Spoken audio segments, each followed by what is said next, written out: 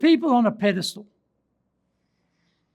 actually, normally, we want to knock them off the pedestal, don't we? But if you want to get cooperation, if you want to develop people, put them on that pedestal.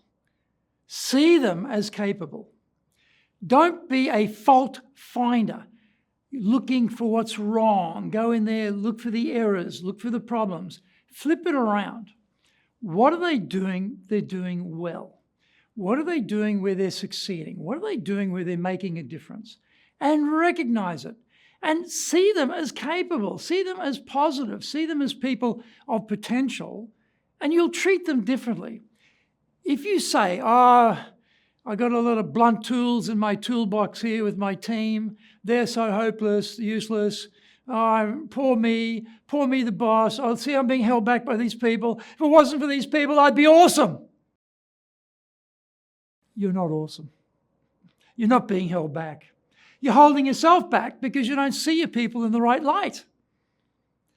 Put them on a pedestal at people who've got capability, capacity. They can succeed. They can do a great job. Treat them like that. Talk to them like that. And guess what?